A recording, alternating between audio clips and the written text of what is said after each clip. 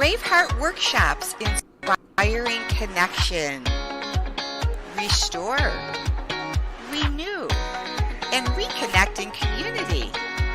Live well, laugh often, love much. Join our online connection circles. Be empowered in our virtual live events. Be a guest on our podcast shows.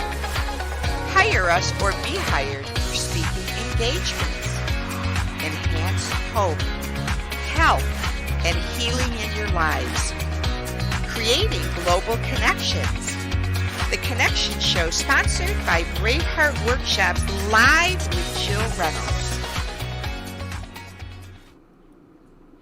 The Connection Show, inspiring hope, health, and healing in 2021, sponsored by Braveheart Workshops, live with Jill Reynolds from Branson, Missouri. And joining me today is Definitely Holly. And Definitely Holly, where are you joining us from? I am from St. Louis, Missouri. Well, St. Charles area. Awesome, awesome. Well, I would love the audience to know just a little bit about you, so I'm going to read your bio to them. Definitely Holly was speaking to audiences, captivating the attention of those around her as early as 3 years old. As a child, Holly earned the nickname Miss Bossy Boots, never afraid to voice her opinion. She is often referred to as a trailblazer, spitfire, and unapologetically outspoken. Originally from Missouri, Holly's gypsy spirit relocated her to many locations throughout Tennessee for nearly 9 years. She currently resides in Missouri. Holly left the corporate world in the early 2019, and using her skill set and background from her bachelor's and master's degree, she forged her own path and became an entrepreneur. She's the owner and founder of Definitely Holly, a public speaker, conservative Christian warrior, social media and digital marketing expert, a shooter, and a gun rights advocate.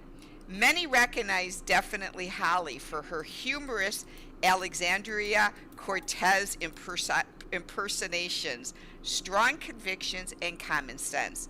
Holly has made appearances on NRA TV, The Blaze, local news stations, numerous well-known conservative podcasts and talk radio shows, and has even assisted in producing and acting in Spectrum commercials. Holly holds a bachelor's degree in broadcast journalism and a master's degree in communication and marketing from Lindenwood University. She has over 9 years of experience, and her specialties include social media, digital marketing, media production, writing, editing, promotions, branding, acting, on camera, and on air talent. So what a girl! A warrior, a Christian warrior. Well, you know, when I read that, I was cracking up laughing under my breath on three things. So I'm going to take off on those first because they hit me the hardest. So the first was the gypsy. I loved the gypsy, so I want to hear about that for a moment because I'm 67, Holly, and at 18 I left home never to return, and I was raised in a Catholic home, not born again yet. And so my gypsy was hitchhiking in the 70s to California, Oregon, and in Arizona. So I'm a gypsy too. So I'm going to touch on that in a moment. So I love that. So I want to come back to that. The shooter part, what I love is my neighbors when I used to live in Chicago were both Army reservists, and they were getting called up. The husband was getting called up right when the after 9/11, and at the time they had two twin boys, 2 years old, and then I think a second grader and a fourth grader. And when he was deployed, I asked his wife if she was afraid when Randy was gone, and she goes, "Afraid?" She goes, I'm a trained killer. I love it. I'm not afraid of anything except my husband getting killed. I don't have control over that. But other than that, so I love that you're a shooter because it reminded of her saying, "I'm a trained killer." So I love that. So that one that hit me, and let me see. I mean, those were the two that stood out as I'm reading this. I'm going, "Oh, I can connect with you so much." So, with that intro, on the Connection show, we do things a little bit different than most interviews, and so I'm a Christian. I've been a Christian since 1981, and I feel that in the Bible, Holly, Jesus, when he walked on the face of the earth, he did a lot of ministry with accounts, parables, and story. And so I truly believe sharing story is so impactful because when the audience hears your story, and if they're open to looking for similarities, like I just did, I looked for similarities instead of differences, then we're able, through the Holy Spirit, to weave transformation into others' lives. Sure. And so the ministry that I feel God's given me is giving people a platform to connect the dots in their lives with story and then weave it together to who God's graciously led you to today. So if you're willing, I also believe in Scripture. It says, in this world we'll have trouble. So we can be raised in the best Christian homes or non-Christian homes, but throughout life, no matter who we are, we will have troubles in this world. Absolutely. So as you weave your story, if you wouldn't mind, share the good, the bad, and the ugly, because it can't be all good. I mean, it can be. He'll work together the good from that pain. But share a little bit about little Holly. I could just imagine this 3-year-old bossy boot girl. So just a little bit about little Holly, little Miss Bossy Boots. So I got that nickname actually from my dad's mother, my grandma Lane, and she nicknamed me Miss Bossy Boots because I was always bossy when I was little. I always had that strong leadership quality. I knew what I wanted. I knew what I wanted to do. I would march up her stairs of her home when I came there, or to my other grandma, my grandma Ann's house as well. I'd always come up the stairs, come through the door, and the first thing is I would open my mouth and I'd say, okay, today we're going to play store, and tomorrow we're going to go to the toy store.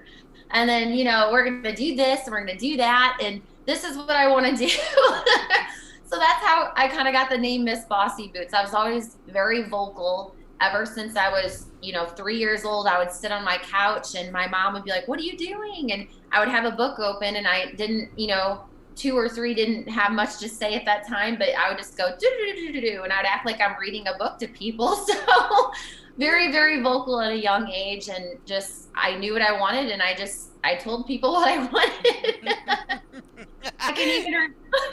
I can even remember my mom told me, and I don't remember this, but I saw it on home video, VHS, which was really, really funny. My brother was being born, and I'm 5 years older than my brother. And so, we're at the hospital, and my mom's getting ready to have my brother, and here little Holly goes in the room, and, all family and friends are there. Well, mostly family. And someone had gave me a gift, and it was Hot Wheels. I was always obsessed with Hot Wheels when I was younger. And so they gave me a gift, and my dad puts the video camera on me, and I go, everybody listen up. And I put my hand on my hip, and I go, these Hot Wheels are mine. and I could imagine little Holly, the second your brother's born, going, okay, now I'm going to be your mother. And I'm going to tell you when you can do this and when you can do that. And you became your brother's mother. Yeah. Yeah. I can imagine how he's like today. It's like, okay, Holly, what am I supposed to do next? Right. So always has something to say. Yeah. So take us a little bit through, again, weave us together, if you wouldn't mind, about your rest of your life growing up, and tell us anything that you had that were struggles too, because I really believe that through our struggles is where God gives us so much hope in Him, And in today, Holly, with the decline of health as a result of us being, forced governmental forces with mass mandates that are, filled with germs, Absolutely. and restriction of breathing fresh air, health issues have occurred. And then healing, like Holly, talk, through your life, any times that, with healing of your mind, that maybe any times that you ever felt anxiety or depression or anything that came in, and how God weaved together healing in your life. Sure. So I guess it's, I grew up and, growing up, my mom and dad, I was living with my mom and dad and my brother, and I was very blessed to have a very good childhood. I grew up in a Catholic home. My mom was Christian, but my dad was Catholic. And so, like you had said about being Catholic, I grew up being Catholic, and I was very blessed that my dad would always make us go to church every single Sunday. We would pray before eating, we would pray before bed. My mom was very stern on that as well, and I'm very blessed for that. Having gone through PSR and in the Catholic faith, I think it's wonderful that my brother and I grew up with that in our home. But at the same time, there was so much more that I just didn't understand with the Catholic faith, and it just led me to really question things. And I didn't understand. I felt like I wasn't learning what I was supposed to be learning at the time. And so I always had questions. And so I always felt like I was being forced to go to church rather than wanting to go to church, because I just didn't understand. But again, I'm very thankful that my parents, really pushed that faith, and I had God in my home. I'm very fortunate for that. Um, my parents stayed together until I was about, I want to say 16 years old. And so at 16, my parents got divorced, and we both knew it was coming, and we were fine with it, but it just turned into a more uglier divorce, and a lot of turmoil, and just it was about a 5-year divorce rather than just like, a year. So it just drug on and on, parents going back and forth about things. And so I didn't see my dad for a few years, kind of lost, touch with him, with both me and my brother. And so my mom raised me along with my grandma for a few years, and my grandma really played a big part in my life.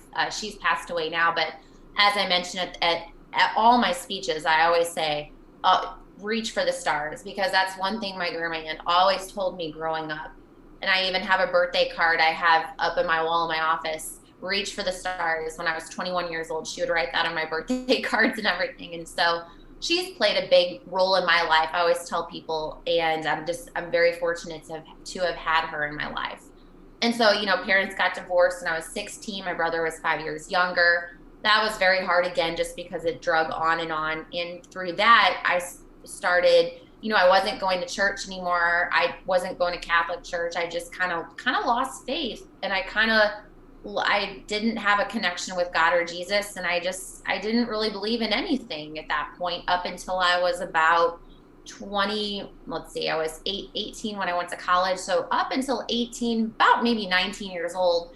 And a good friend of mine, Natasha, she had brought me to Faith Church. And that is when I became a born again Christian, because I started connecting the dots. They related all the sermons. They preached the Bible, but they also related it to life. And I understood a little bit more. And it wasn't a ritual anymore. And it wasn't a like type of robotic sermon that I was used to growing up. It was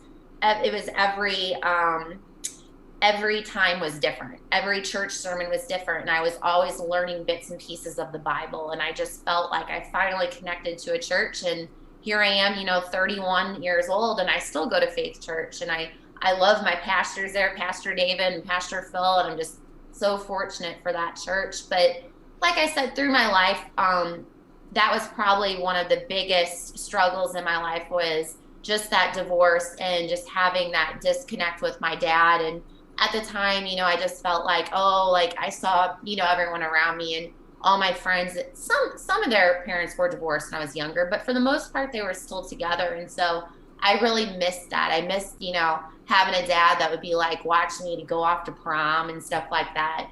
So that was hard at the time. And that really affected my life. I feel like in my early 20s and just up until like my mid 20s, I would always like have, I would always have these thoughts like, oh, well, why this or why that? Like, am I not good enough? Or so just again, through Faith Church and just through my strong Christian faith, that's what's really held me together and really helped me to keep pushing forward in life.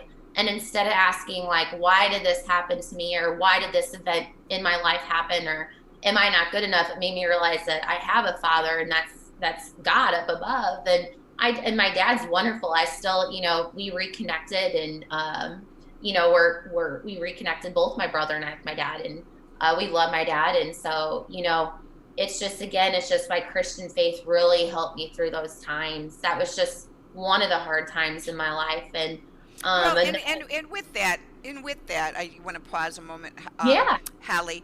I've done a lot of my own personal growth, and we can talk about that off camera. But one thing that the Lord's really shown me is when we've had abandonment issues from fathers, especially Mm-hmm. from fathers. If there's abandonment that comes in, a break of a relationship, Right. a lot of that emotional pain then connects to God the Father, because our biological fathers are an offset in a sense of God the Father, because we look at them in certain ways parallel. So when there's a break of the relationship with your biological father, of abandonment, sometimes it's very difficult to connect to a loving God that won't abandon us. So when sometimes you go through Right.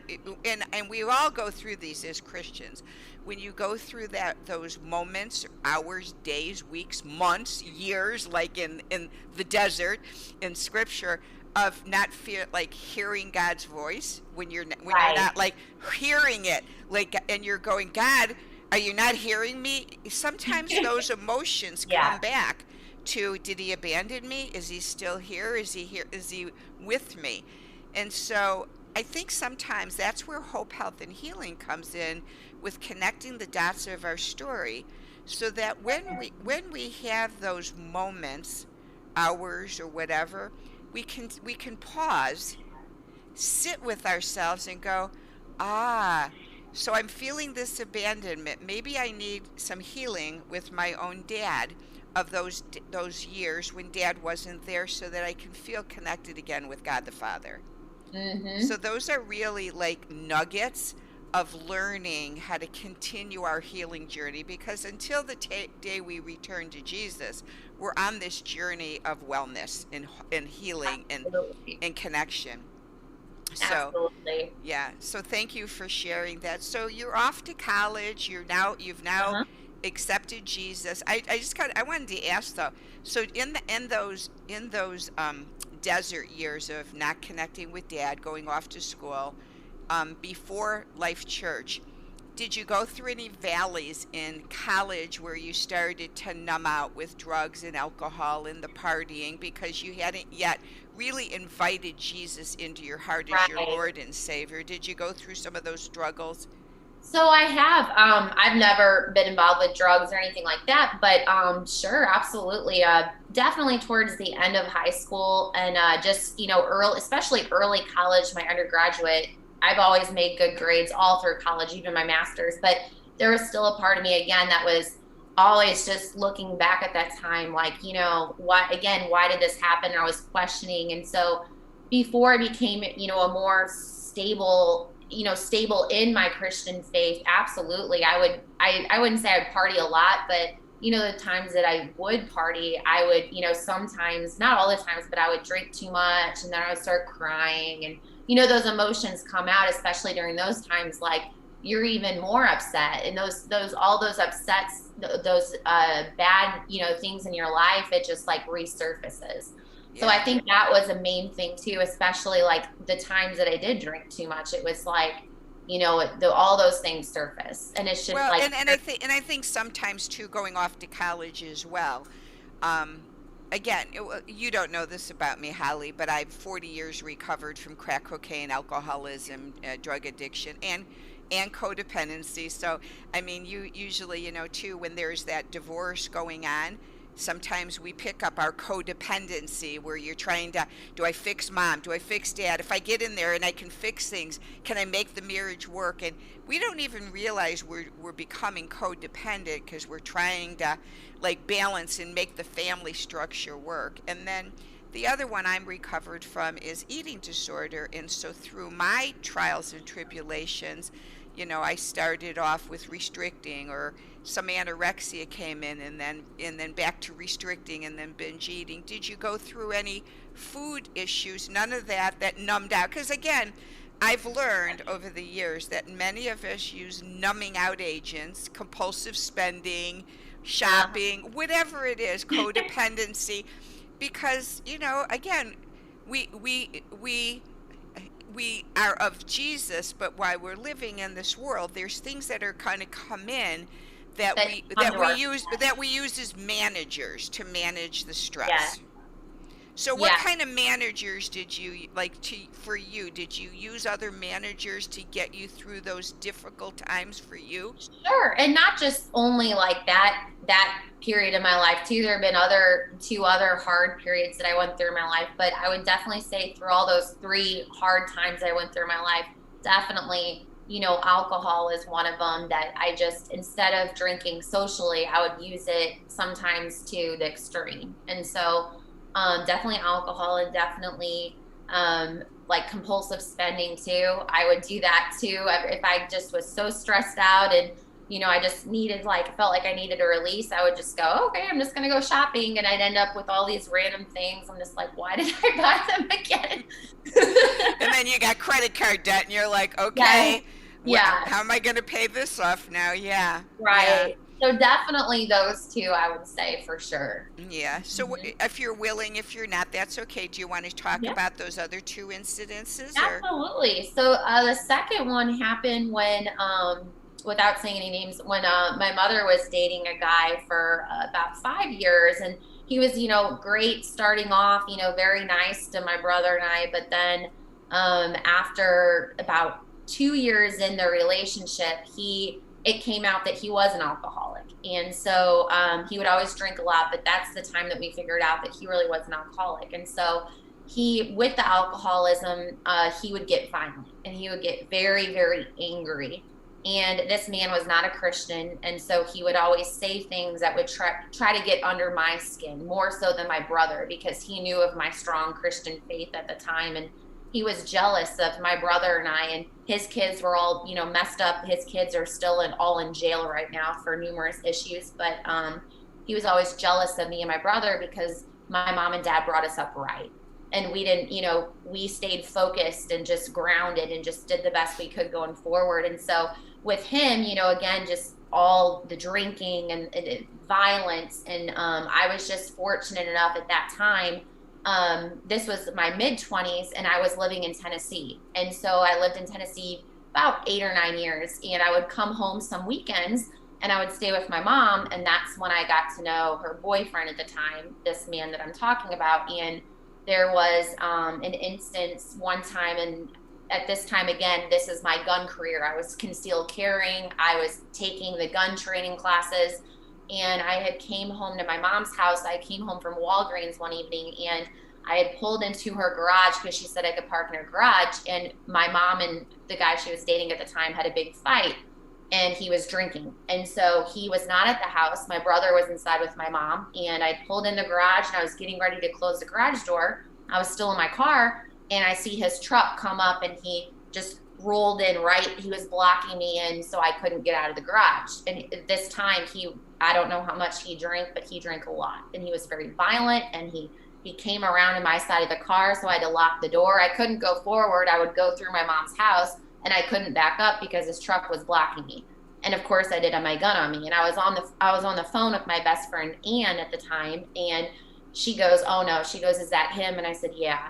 And she goes, okay, stay on the phone. She's like, you have your gun on you, right? And I said, yes. And I just let him scream and yell profanities and say he was going to take my head and smash my scalp into the ground. And there's going to be a bloody mess on the garage floor. And he called me all these profanities. And then he started threatening me. He's like trying to get my car door open, punching my car. I thought, for sure I would have like dents in my car. I didn't know if he was actually going to take something like an actual, I knew he didn't have a gun on him, but this is, a man that is, so hyped up with alcohol and just violent and rage. And so I knew that he could hurt me if I didn't have my gun on me. There's no way I could defend myself, no matter how strong I am. And so I didn't know if he was going to take a weapon or a tool or something and smash through and just grab me. I didn't know, but I was left to defend myself. And so I just pulled out my gun. I didn't point it at him. I just kind of pulled it out from my side, and he saw it, and he knew that, I'm in the gun industry, of course, and he saw it, and he started yelling more profanities, and he knew that, at this time, there was no question. I said, if you do not back up, I will use this. And so he did. He yelled more profanities, and he got back in his car and he drove off. And that's when I went back to my house and, locked up the house and made sure everything was good and called the police. And that's so good. So you were able to protect yourself. Yes. Yeah. But the absolutely. trauma of that stays with you because it's your it's fight, flight, or freeze. And so you were ready to fight, bring it on. If you're going to hurt me, I'm protecting myself. Absolutely, because in the gun industry, we teach, do you have the right to defend yourself? Well, I was on private property, which was my property at the time, considering I was living at my mom's during the weekends when I came home. So that's my family's house. So I had every right to defend myself. But the main question I had to ask myself was my life in jeopardy? Absolutely. Because with him and the alcohol in his system, and this man he literally would beat people up when he would get drunk. And so I knew, and I said, no, I'm a bodybuilder too, but no matter how strong I am, this man is a lot larger than I am. And with the alcohol and with the rage and anger, without my gun, he could have done some harm to me. Absolutely. Well, tell me a good story of it. Did your mother do a restraining order and stop seeing this guy? Please tell me yes. Well, I know it's hard to do, and with codependency, a lot of times it's very difficult to break free from insanity. So did she get rid of him finally one day, or is she still with him? Finally one day, yes. Today he is no longer in the picture. He doesn't bother us anymore. He doesn't bother my mom, and so he's with someone else. He's actually with a married woman now, but he just leaves us alone. And so my mom finally ended things a while back, and, very proud of her. Because it takes a long time. It doesn't happen like instantaneously. Right. And I know this from domestic abuse survivors when you're in narcissistic relationships. Oh. It's not like you just just snap your fingers. And so I'm glad she got away from that relationship, He was just very not just abusive in general, and more so I almost felt like the devil sometimes was actually talking through him, because when my mom wasn't around, he would look at me and say things like, oh, you believe in your little God. He's like, well, where is your God now? Your grandma's not here, she's dead. And I'm just like, I would look at him and I said, well, I believe in God. He's like, well, good for you for believing in that, because that's all fairy tale. And stuff like that. It's just the things he would say, though, it's just I saw through his eyes, and it was just evil. It was just very, very evil. Yeah. So what's your third? So, okay, so that was... You didn't know this would be this hard of an interview, huh? You're going to have to take a nap after this. So that was my second. My third was, so again, I told you I lived in Tennessee pretty much all through my 20s. I would come back, got my master's within a year at Lindenwood, but then I moved right back to Tennessee. I worked, very good corporate jobs through my career. I was very, very lucky, and I loved Tennessee. Tennessee, I felt like was my home. And having that gypsy spirit, I loved it because I didn't know anyone when I moved to Tennessee, and I had to force myself to make new friends and new surroundings, and just it made me a different person just living in Tennessee, and I'm so thankful for that. But the last few months I was living in Tennessee, I got a job working for the government. And so working for the government, it was a very corrupt job. It was it was the town I was living in at the time. I loved it. I have some of the most best friends in that town, and I considered it my home. But working for small town government, working head and head, working together with the mayor of that town, it was very corrupt. Where were you at, in Clarksville? Yes. Yes. Yep. Yeah, And it was, military base. I know Clarksville. yes, yes. And so, everyone looked at me and they still saw me as, the former news reporter for Clarksville, Nashville. So they didn't like when I got a new job, my last few months in Tennessee that I was there before I moved back to St. Charles. They didn't like that I was, you know, pretty much working next to the mayor, and I was making pretty much a lot of the decisions, 50% of the decisions for Clarksville. And they knew that I'm from Missouri, and they just didn't really like that. And so one night I was out at dinner, and I was with my old boss from the news station I used to work for. And we were just having dinner, and I had like 3 drinks. And so we were there a few hours just catching up with former coworkers. And I had a sense like someone was watching me, and I didn't really know why. So I got back in my car, and I said goodbye to my old boss, and he goes, you're good to drive. And I said, oh yeah, I'm fine. So I got back, and sure enough, as soon as I pulled out, I saw a car leave the parking lot. It was a police car, and I saw him follow me. And I was only like 5 minutes from my apartment at the time, but he was following me. And so he pulled me over, and I watched him the whole way. He pulled me over, and he accused me of speeding. He accused me of swerving, and which was absolutely nonsense because I was going through a subdivision when he pulled me over, and there was no way to speed because I was literally speed bumps all through the subdivision. There's no way to swerve because it was straight.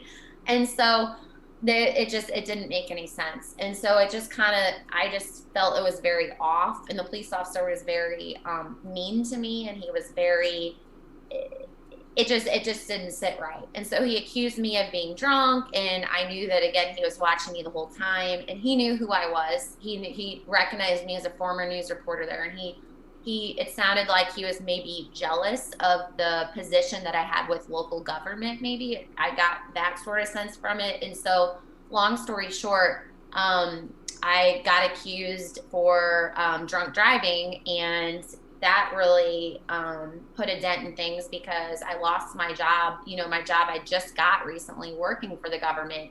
But again, it's like those people that were in the government at the time, they didn't even have my back. Like they didn't have my back at all. And it all felt off, and it all felt just wrong. So it was a setup. It was a setup.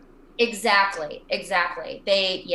And that really affected me because, I thought that God was calling me to this position because it was such a good position to have. But at the same time, I look back, and I even though I was very grateful for that position, I wasn't truly happy. I just wanted to be in Tennessee, but I wasn't happy. I always felt there was something bigger calling me to do something on my own and not work for someone else, instead of pursuing someone else's dreams or, a town's dreams or something like that. I was meant to pursue my own dreams. And so that really affected me. And 2 years later, I had to go back and forth, do court meetings, hearings, stuff like that. But in the end, everything dropped because my lawyer proved that it was wrong. And so that really affected me because, again, they blasted my name all over Tennessee on the news, local news, stuff like that.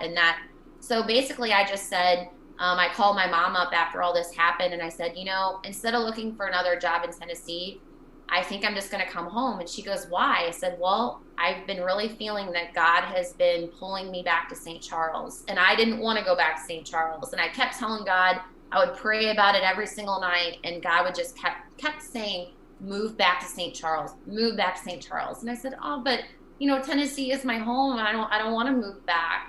But I did. I moved back and moved back in with my mom for a little bit. And 3 days after I moved back to St. Charles, I went to a county fair out in Warren, Missouri.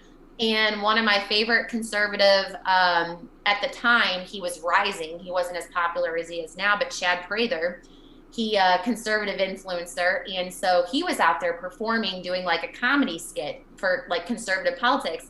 And I loved him, and I met him there, and he just happened to be there when I went, and we connected. And I said, I've been following you, and I've always secretly wanted to do this, what you do, but I didn't know how. I didn't know, how I could make a living off of this. I was told to stick by the books and follow the corporate ladder and all this. And so we connected, and literally 3 or 4 months later, it was November 2017, he sent me a message online and he goes, look, he goes, I just booked your flight. He's like, I hope you can make it to this show in Wisconsin.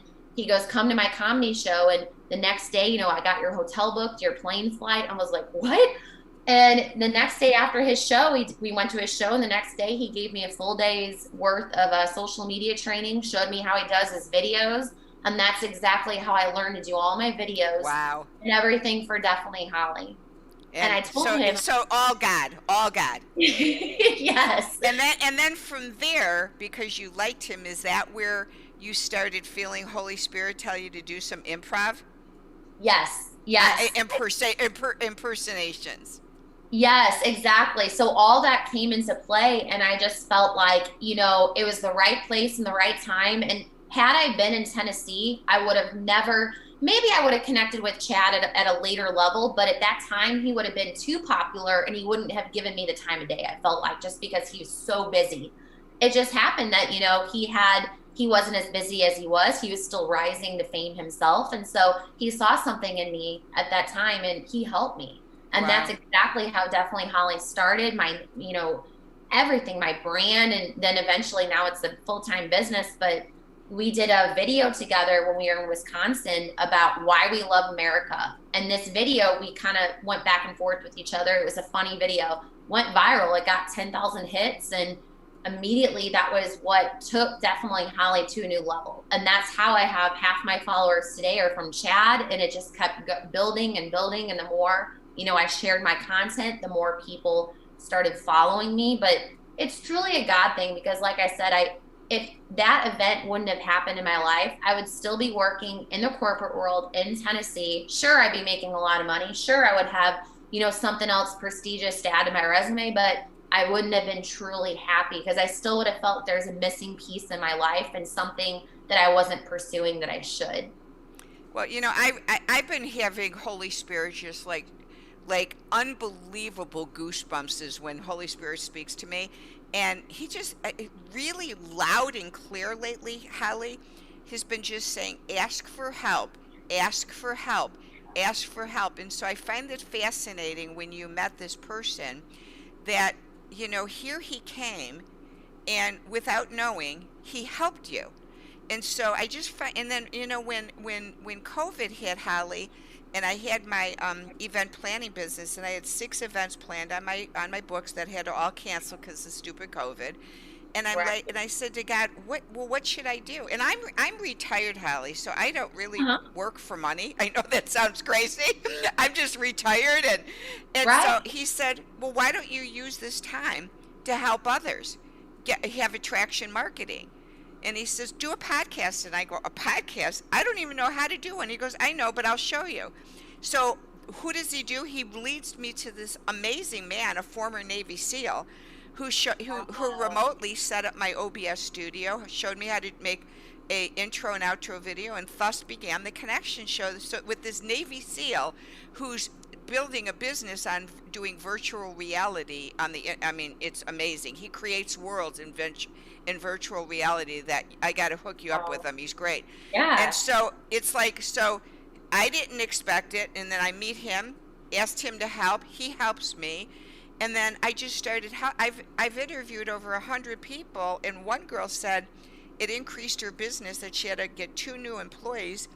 And so I just feel like, Wow. and then when I went, and then here, I go to St. Louis because Mark and Patty McCluskey are going to be sharing their story in Branson on August 21st about how God has led them to hope, health, and healing after the trauma they went through with the thugs,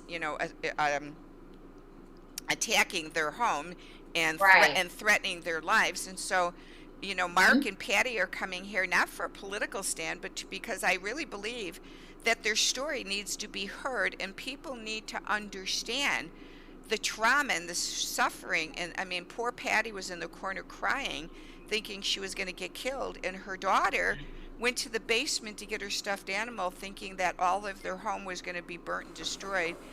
And she said goodbye to her mom and dad, never thinking she'd ever see her parents again. So I just believe that, God led me to call Mark when my husband heard on the news he was running for the U.S. Senate seat. And then I couldn't believe he responded and said, yes, I'll be there. And so I went to St. Louis this past week, and I saw, and and we were hot because we were in town too for my little granddaughter's birthday. They live in St. Louis, and I saw you come on stage, and I was like, I got to meet this girl. I got to meet this girl. She's my kind of girl. And so I want to pause for a moment because there were 3 things when I read your bio, and I couldn't remember the other one. So the other one, let me get to it. And you're going to crack up laughing when I say this because you're going to know I'm your kind of people. I cannot even stand to say Alexandra's full name. I just go, I always go that Alexandra crazy girl because I can never say her Ocasio name or whatever. So I just go, so if you didn't notice when I read, I just said Alexandria Cortez. Because I'm like, whatever, that crazy woman. So give us a 2 minutes so the audience can hear you. Give us a 2-minute Alexandria crazy woman impersonation. I want to hear it. Do you got your glasses nearby? Oh, or not nearby? If not, don't worry about it. I'll use different ones. I loved it. Go ahead. Hey guys, so basically we just really need to focus on just eliminating the jail cells, just wiping them out because those people are human beings. They're not like they're not like garbage disposal, garbage bins. They're not like garbage bins. We really need to focus on these people in the jails instead of out in the world because we need to help them. They really need our help. And also climate change, like I've been telling people, climate change is affecting us. And in the next 12 years, we are going to pretty much die if we do not focus on climate change. And everyone is so focused on the world. And we need to be focused on strictly not any other events, but the climate change, because this is World War II. World War II, guys, okay? So we just need to be focused on that. And we are so fortunate that we have a president in office that is not a big racist and is really focusing on the right things because obviously everything is just better now. Obviously, we don't have a president that's racist. We have Joe Biden, and he knows exactly what he's doing. So we just need to really support him and be happy. And someday I will run for president. I love it. and at the end of her craziness, she goes, "We just got to get every single person to vote for our party because we have to take over this world. We're the only ones who could save this world. So you have to vote for all of us and get rid of those crazy people that support Trump because we need to control you. We know how to make your life better." Yeah, we need to cause destruction and push ourselves up on a pedestal along the way. Oh yeah, because you don't know how to run your own life. Only we know how. Only we know how, and we're going to show you how. Exactly. Because none of you have brains. Only I have brains. And I've had trauma, and I'm in therapy now, and I'm going to get better. But I'm gonna run your life. I love it. It's so funny. I love it. Isn't that true? I'm like, okay, it is. You're gonna run my life. All right. Yeah. Oh my gosh. Well, we could have a blast on this. So I think I'm gonna have to see if you can just come on down here for August 20th to 22nd and get on stage for 30 seconds and do that. Absolutely. I'd love to. Well, yeah, and I love you and I could have a blast together doing some retreats because I did birded release retreats with a world-renowned drama therapist for the last several years before we were on lockdown, and we would always weave together in our really intensive burden release weekends when there was a lot of trauma being processed, eating disorders, sexual abuse, grief, abandonment, not good enough. And we'd weave it together with improv comedy because you need to have lightness in the midst of darkness, because Yes. it's just too heavy. If we can't laugh through some of this, we'll go totally insane.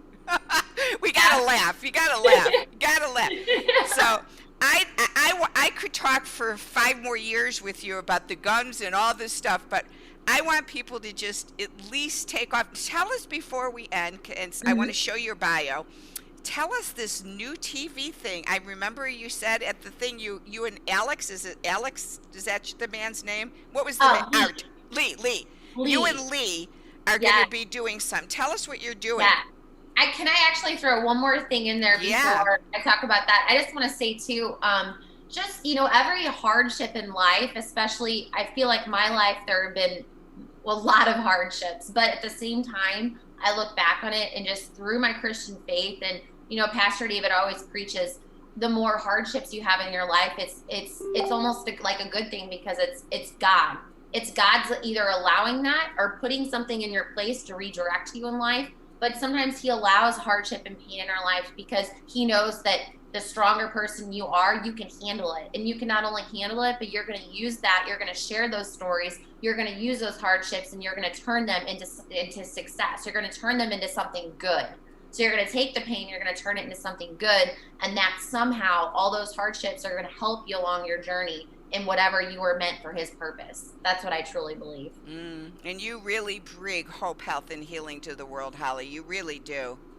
And I just really feel like Holy Spirit's telling us that's the number one thing right now we need to do.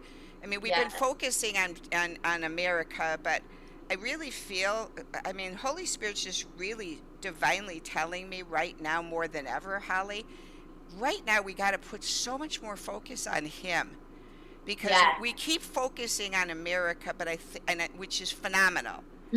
But it's God and country. It's not country and God. And so if we divinely, all of our Christians around the world right now, if we don't unifiedly come back together and really edify God right now, the country's not going to be here. It doesn't matter what politician we vote for. Exactly. It doesn't matter what policy we try to pass. It doesn't mean whatever we believe in is important. If we do not come together as a nation right now and be one nation under God, indivisible, with liberty and justice for all, we will collapse. Absolutely. He humbles us to come before him to bless and honor this nation. I went to a conference, Holly, at my former church and in Chicago, and we used to do big, huge global leadership summits. And about 8 years ago, a man that took 5 times for the government to give him his visa, they would give it and take it away, give it. And he finally was able to come, but he had to speak behind a curtain with his back to the audience so no one knew his name. And he was from China. And this is what he said, and I'll never forget it. 8 years ago, he said, "America, wake up." He said, "Our country has been handed so much from your country, manufacturing, wealth, and we have so much power right now in the world, China does, because we're leading in so many arenas. But the one thing we don't have is Christianity." Yes. And he said we have underground Christianity that's forming. We're underground where the government doesn't know, and we're getting stronger. And he said, "America, if China ever became a Christian country like you, we will overthrow you. Wake up." Yes. And so if people out there are listening to this, and if you do not understand the importance of going to God right now as your hope, that God will heal you of all of the stuff inside of you. The Spirit lives in us, and he will heal your mind from anxiety, depression, burdens, trauma. He is your hope. And God's telling me right now more than ever, Holly, that we have to start these hope, health, and healing rallies around the world. We need this now more than ever. We do, because we have a spiritual warfare right now. That's what a lot of people don't understand. Like, just take out politics in general. We are literally at a spiritual battle because it's good versus evil. and you know this, it's literally, it's good versus evil, light versus dark, and there's a lot of dark forces in the world in politics, and we need to be very careful, and we need to really stand tall. We need to push hard and continue standing up in God's name and pushing God forward, because there's a lot of demonic forces in the world, and they want to take over and they want to destroy. Well, and two, what's so important, and I'm getting, my whole body got goosebumps, so Holy Spirit's telling me to say this really loud and clear. Please understand that with this darkness that came in with COVID, which was brought from China, which the darkness came in to destroy us, so to keep this in mind. And I'm not a conspiracy theorist at all. I'm an educated woman, and I just know truth from the Holy Spirit. With this darkness that came in and infiltrated our churches to shut us down, and for the churches who felt more inclined to take their 501 not-for-profit money because of funding, more so than edifying God. Money came into the churches. COVID came into the churches to shut us down. The hope that needs to be done now more than ever is in the church. Absolutely. Inside the church, we need revival and healing, health, hope, and healing in the church now, more than we need it in the world for those unsaved, don't get me wrong. But more so, the church has become divided. Yeah. The church has become inundated with believing that we're race. I mean, there's so many things that are going on in the church that Satan's coming in and trying. Satan doesn't have to take time to destroy the unbelievers. They're already on his side. An unbeliever's already following Satan per se. I'm just going to say that flat out. But it's those of us who are in faith that he'll send the demonics and whisper, Holly, you're not good enough. You know that you were abandoned. God's going to abandon you too. Right. You know there's nothing good about you. And he's going to say that. And he's going to keep doing this. And so until we are a mighty force with each other, unifying and edifying God again, it's, we got to do this. So anyway, I could go on a rampage. That's my biblical truth. And I'm going to show your bio. And did you want me to say something real quick about the podcast? Yeah, I want to show real quick. This is Holly's bio, and it's got her website. And then I want her to, because we're going to put that too. She's going to tell you what she's got coming up now. Go ahead. Okay, go ahead and share. Yes. Okay, so I just partnered with my friend Lee. He's out of Collinsville, Illinois, and so we're both entrepreneurs. And so I'm starting my second business now, and it's called Breakthrough Media. And so we came up with Breakthrough Media because we want a platform where my podcast can be number one, the headliner platform, the Definitely Holly Show.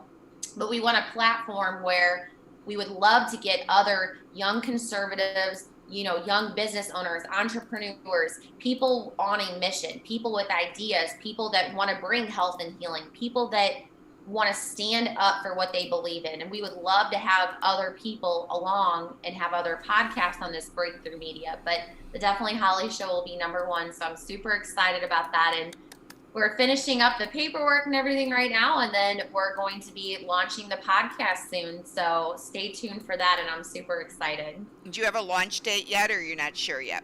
Not yet. It's still a little bit of paperwork that we have to process and do, but I'm hoping by the end of August that I can get this up and going. Well, let us know so that we can help to cross market it for you. Yes. So that's amazing. Well, thank you so much for joining us, Holly. And thank you. For those listeners out there that have listened to this today, we really want you to be transformed and weaved together with hope, health, and healing. So please go to our website, which is braveheartworkshops with an S on the end.com, and register today for the August 20th to 22nd Hope, Health, and Healing live conference in Branson, Missouri and of course, Holly, God gave me the King's Castle Theater. The King's Castle Theater. And the cost for general admission is only $48 for this 3-day event. That comes out to like $16 a day. If you're a veteran or a senior, $38. Groups of 10 or more is $38. And if for some reason, I hate to say this, you're afraid to come out in crowds, or you just live too far and can't make it to Branson, we are offering it virtually for $28. So please register today for Hope, Health, and Healing in America at braveheartworkshops.com. So thanks a lot, Holly, for jumping on today. Thank you, Jill. Okay, have a wonderful day, everyone. Braveheart Workshops presents the Hope, Health, Healing live conference for men and women at the King's Castle Theater in Branson, Missouri, August 20th to the 22nd, 2021. Has the pandemic left you feeling isolated while in quarantine? A sense of despair and hopelessness? Yearning for connection and growth, faced with emotional struggles? A reduced mental wellness and joy where life has seemed hopeless, where health has been hindered, where depression has affected mental health. The Hope, Health, and Healing Conference provides and enhances a safe and welcoming environment, growth and grace with God, praise and worship. As you listen to speakers' stories, sharing about adversity, pain, and suffering, and never giving up on their dreams. And as you connect the dots of their stories with your own story, look for the similarities in each story instead of the differences. See how their stories weave and bring transformation in your life. Gather in community. Receive communion. Invite Jesus into your life. Allow your soul to soar and realize you are never alone. Meet the speakers. Relax and have fun in the sun. Enjoy entertainment and shows. Connect with nature, God, self, and others. God's faithfulness teaches us not to strive, but to thrive in hope, health, healing. In 2021, join us in Branson, Missouri on August 20th to the 22nd, 2021 at the live conference for men and women at the King's Castle Theater. Register now. Tickets for this 3-day event are only $84. Be inspired by these amazing speakers. Thank you to all the sponsors. Go now to braveheartworkshops.com.